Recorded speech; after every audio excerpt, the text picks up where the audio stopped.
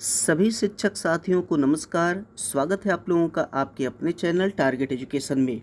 दोस्तों, आज मैं आप लोगों के लिए प्रधान शिक्षक के लिए महत्वपूर्ण डीएलएड प्रश्नोत्तर लेकर आया हूं। जैसा कि आप सभी जानते हैं कि प्रधान शिक्षक के लिए टोटल 150 प्रश्न पूछे जाएंगे, जिनमें से भाग 1 सामान्य अध्ययन का है और भाग 2 डीएलएड विषय का है। तो आज मैं आप लोगों के लिए भाग 2 डीएलएड विषय के लिए महत्वपूर्ण प्रश्नों को लेकर आया हूं। तो आप इसे शुरू से अंत तक जरूर देखें। अगर आप मेरे चैनल पर नए हैं तो चैनल को सब्सक्राइब जरूर कर ले, ताकि इसी प्रकार की महत्वपूर्ण वीडियो की नोटिफिकेशन आप लोगों तक आसानी से पहुंच सके। तो दोस्तों, आइए शुरू करते हैं आज का पहला प्रश्न। जी हाँ, आज का पहला प्रश्न है, बाल केंद्रित शिक्षा शास्त्र का क्या अर्थ है। जी हाँ, बाल केंद्रित शिक्षा शास्त्र का क्या अर्थ है। तो इसका सही आंसर हो जाएगा ऑप्शन बी। जी हाँ, ऑप्शन बी, बच्चों की अभिव्यक्ति और उनकी सक्रिय भागीदारी को महत्व देना। जी हाँ, सही आंसर है ऑप्शन बी, बच्चों की अभिव्यक्ति और उनकी सक्रिय भागीदारी को महत्व देना। नेक्स्ट प्रश्न है सेकंड नंबर का। जी हाँ, दूसरा प्रश्न है, बच्चे सक्रिय ज्ञान निर्माता तथा नन्हे वैज्ञानिक है जो संसार के बारे में अपने सिद्धांतों की रचना करते हैं। यह कथन किसका है। जी हाँ, काफ़ी इम्पोर्टेंट प्रश्न है कि बच्चे सक्रिय ज्ञान निर्माता तथा नन्हे वैज्ञानिक है जो संसार के बारे में अपने सिद्धांतों की रचना करते हैं। यह कथन किसका है। ऑप्शन है पावलोव, युंग, पियाजे और स्किनर। तो दोस्तों, इसका सही आंसर हो जाएगा ऑप्शन सी, पियाजे। जी हाँ, पियाजे महोदय बतलाए कि बच्चे सक्रिय ज्ञान निर्माता तथा नन्हे वैज्ञानिक है। जी हाँ, जो संसार के बारे में अपने सिद्धांतों की रचना करते हैं। यह कथन पियाजे का है। नेक्स्ट प्रश्न है तीसरा। जी हाँ, तीसरा प्रश्न है, व्यक्तियों में एक दूसरे से भिन्नता क्यों होती है। जी हाँ, व्यक्तियों में एक दूसरे से भिन्नता क्यों होती है। ऑप्शन है जन्मजात विशेषताओं के कारण। आप लोग भी ऑप्शन पर अनुमान लगाइएगा कौन सा आंसर सही होगा। तो पहला ऑप्शन है जन्मजात विशेषताओं के कारण, बी है वंशानुक्रम और वातावरण के बीच अनोन्य क्रिया के कारण, सी है प्रत्येक व्यक्ति को उसके माता पिता के जीनों का भिन्न समुच्चय प्राप्त होने के कारण, और डी है वातावरण के प्रभाव के कारण। तो इसका सही आंसर हो जाएगा ऑप्शन बी। जी हाँ, व्यक्तियों में एक दूसरे से भिन्नता क्यों होती है, उसका कारण है वंशानुक्रम और वातावरण के बीच अन्योन्य क्रिया के कारण। जी हाँ, नेक्स्ट प्रश्न है 4 नंबर का। जी हाँ, 4 नंबर का प्रश्न है, बच्चों के समाजीकरण में परिवार खाली स्थान भूमिका निभाता है। जी हाँ, बच्चों के समाजीकरण में परिवार की भूमिका क्या होता है। ऑप्शन है रोमांचकारी, मुख्य भूमिका, गौण और कम महत्वपूर्ण। तो इसका सही आंसर हो जाएगा ऑप्शन बी, मुख्य भूमिका। जी हाँ, बच्चों के समाजीकरण में परिवार मुख्य भूमिका निभाता है। नेक्स्ट है 5 नंबर का, वाइगोत्स्की के अनुसार बच्चे सीखते हैं। जी हाँ, वाइगोत्स्की के अनुसार बच्चे सीखते हैं। ऑप्शन है परिपक्व होने से, अनुकरण करने से, वयस्कों और समन्वयकों के साथ परस्पर क्रिया से, और डी जब पुनर्बलन प्रदान किया जाता है। तो इसका सही आंसर हो जाएगा ऑप्शन सी। जी हाँ, वयस्कों और समवयस्कों, समवयस्कों, वयस्कों और समवयस्कों के साथ परस्पर क्रिया से। जी हाँ, वाइगोत्स्की के अनुसार बच्चे सीखते हैं तो कब सीखते हैं, वयस्कों और समवयस्कों के साथ परस्पर क्रिया से। नेक्स्ट है 6 नंबर का, बुद्धि है। जी हाँ, बुद्धि क्या है। तो ऑप्शन है एक अकेला और जातीय विचार, दूसरों के अनुकरण करने की योग्यता, और सी है एक विशिष्ट योग्यता, डी सामर्थ्यों का एक समुच्चय। तो बुद्धि क्या है, इसके लिए सही आंसर हो जाएगा ऑप्शन डी। जी हाँ, सामर्थ्यों एक समुच्चय। जी हाँ, समर्थों का एक समुच्चय है। नेक्स्ट है 7 नंबर का। दोस्तों, अगर आप मेरे चैनल पर नए हैं तो चैनल को सब्सक्राइब जरूर कर ले, बेल आइकन को जरूर दबाइए, ताकि इसी प्रकार की महत्वपूर्ण वीडियो की नोटिफिकेशन आप लोगों तक आसानी से पहुंच सके। 7 नंबर का प्रश्न है, प्राथमिक विद्यालय के कक्षा कक्ष के संदर्भ में सक्रिय बद्धता का क्या अर्थ है। ऑप्शन है शिक्षक का अनुकरण और नकल करना, बी जांच पड़ताल करना, प्रश्न पूछना और वाद विवाद। सी, शिक्षक द्वारा दिए गए उत्तरों को नकल करना। डी, याद करना, प्रत्यस्मरण और सुनाना। तो इसका सही आंसर हो जाएगा ऑप्शन बी। जी हाँ, जांच पड़ताल करना, प्रश्न पूछना और वाद विवाद। जी हाँ, प्राथमिक विद्यालय के कक्षा कक्ष के संदर्भ में सक्रिय बद्धता का क्या अर्थ है? तो इसका अर्थ है जांच पड़ताल करना, प्रश्न पूछना और वाद विवाद।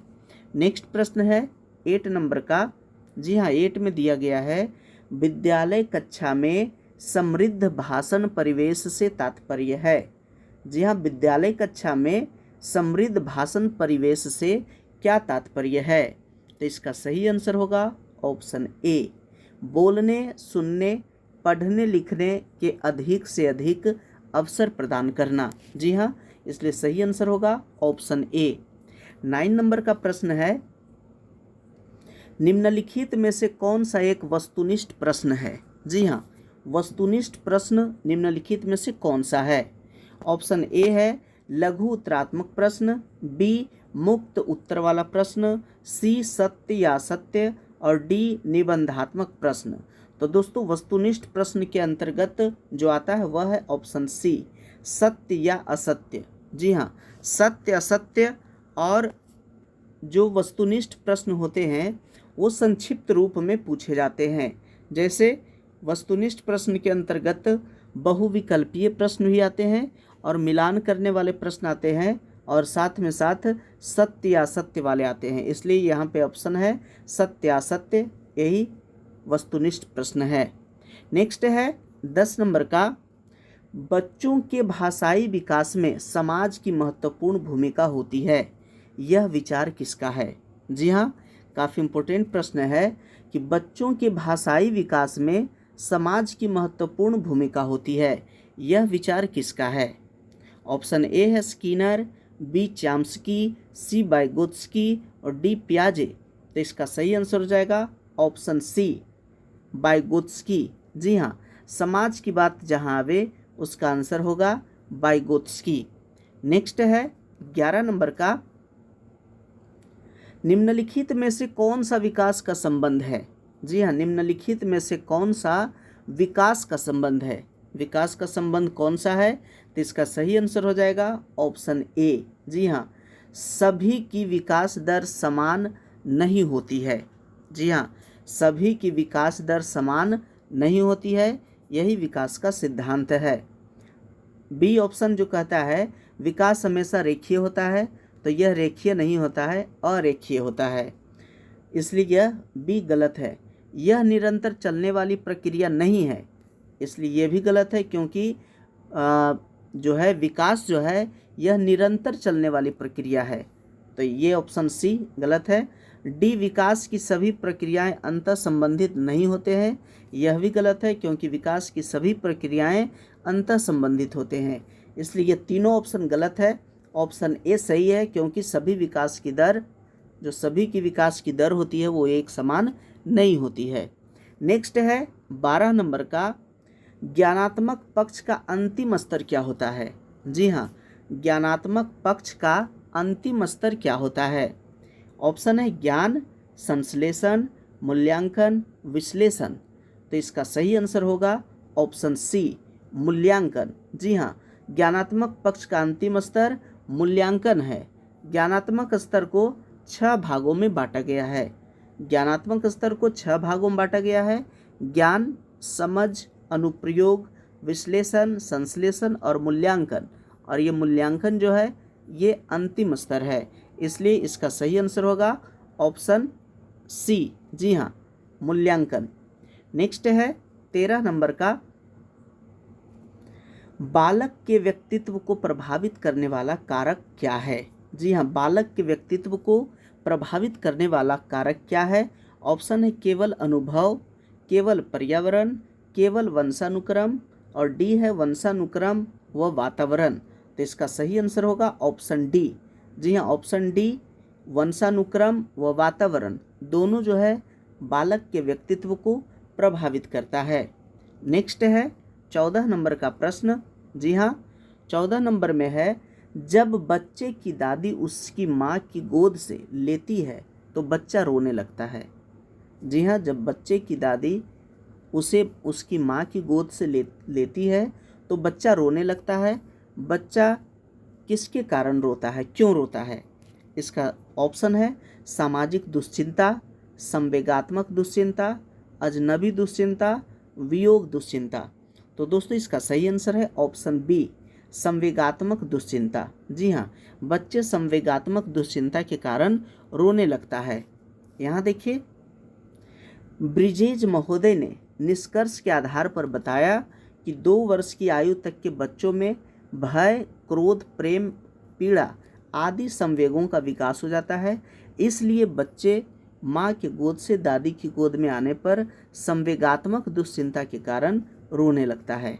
नेक्स्ट है 15 नंबर का, वाइगोत्स्की बच्चों के सीखने में निम्नलिखित में से किस कारक की महत्वपूर्ण भूमिका पर बल देते हैं? जी हाँ, वाइगोत्स्की बच्चों के सीखने में निम्नलिखित में से किस कारक की महत्वपूर्ण भूमिका पर बल देते हैं?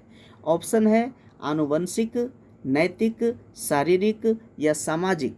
तो दोस्तों इसका सही आंसर होगा ऑप्शन डी, सामाजिक। जी हाँ, वह सामाजिक भूमिका पर ज़्यादा बल देते हैं। जी हाँ, वाइगोत्स्की के अनुसार बच्चों के सीखने में समाज का ज़्यादा प्रभाव, ज़्यादा महत्वपूर्ण भूमिका होता है। नेक्स्ट है 16 नंबर का, कम गति से सीखने वाले बच्चों के लिए अध्यापक को क्या करना चाहिए? जी हाँ, कम गति से सीखने वाले बच्चों के लिए, जो बच्चे कम गति से सीखते हैं उसके लिए क्या करना चाहिए एक अध्यापक को? ऑप्शन है टोली शिक्षण, अतिरिक्त ध्यान व शिक्षण, प्रोत्साहन, इनमें से सभी। तो दोस्तों इसका सही आंसर हो जाएगा ऑप्शन डी, इनमें से सभी चीज़ करना चाहिए। जी हाँ, जो बच्चे सीखने में कम हैं, जिनकी गति कम है, तो अध्यापक को टोली शिक्षण देना चाहिए, टोली में बांटकर शिक्षित करना चाहिए, अतिरिक्त ध्यान भी देना चाहिए और शिक्षण देना चाहिए, प्रोत्साहन की भी आवश्यकता है। इसलिए इसका सही आंसर होगा ऑप्शन डी। नेक्स्ट है 17 नंबर का। जी हाँ, 17 नंबर में दिया गया है, कोहलबर्ग के अनुसार शिक्षक बच्चों में नैतिक मूल्यों का विकास कर सकते हैं। कोहलबर्ग के अनुसार शिक्षक बच्चों में नैतिक मूल्यों का विकास कर सकते हैं। किस प्रकार से बच्चों में नैतिक मूल्यों का विकास कर सकते हैं? ऑप्शन है धार्मिक शिक्षा को महत्व देकर, व्यवहार के स्पष्ट नियम बनाकर, और सी है नैतिक मुद्दों पर आधारित चर्चाओं में उन्हें शामिल करके। इसका सही आंसर ऑप्शन सी है। जी हाँ, नैतिक मुद्दों पर आधारित चर्चाओं में उन्हें शामिल करके, यानी बच्चों को नैतिक मुद्दा पर जब आधारित चर्चा हो तो बच्चों को उस चर्चा में शामिल करना चाहिए। इससे बच्चों में नैतिक मूल्यों का विकास होता है। नेक्स्ट है 18 नंबर का। जी हाँ, 18 में दिया गया है कि मानव व्यक्तित्व परिणाम है। जी हाँ, मानव व्यक्तित्व किसका परिणाम है? तो इसका सही आंसर हो जाएगा ऑप्शन बी, आनुवंशिकता और वातावरण की अंतःक्रिया का। जी हाँ, मानव व्यक्तित्व आनुवंशिकता और वातावरण की अंतःक्रिया का परिणाम है। नेक्स्ट है 19 नंबर का, जब बच्चा कार्य करते हुए उबने लगता है। जी हाँ, जब बच्चा कार्य करते हुए उबने लगता है तो यह इस बात का संकेत है कि, क्या संकेत है? ऑप्शन है कि संभवतः कार्य यांत्रिक रूप से बार बार हो रहा है, बच्चा बुद्धिमान नहीं है, बच्चा में सीखने की योग्यता नहीं है, अब बच्चे की अनुशासित करने की ज़रूरत है। इसका सही आंसर होगा ऑप्शन ए, संभवतः कार्य यांत्रिक रूप से बार बार हो रहा है और बार बार होने के कारण ही बच्चा कार्य से ऊबने लगता है। इसलिए सही आंसर ऑप्शन ए। नेक्स्ट है 20 नंबर का। जी हाँ, एक छात्र जो हमेशा नई नई जानकारी के लिए स्रोतों की खोज करता रहता है, वह शिक्षकों व सहपाठियों से तर्क वितर्क करता रहता है, वह बच्चा कैसा होता है? जी हाँ, काफ़ी इम्पोर्टेंट प्रश्न है।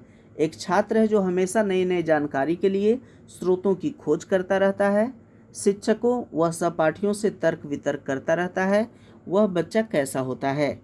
ऑप्शन ए है समस्यात्मक बालक, बी औसत बालक, सी प्रतिभाशाली बालक और डी हठी बालक।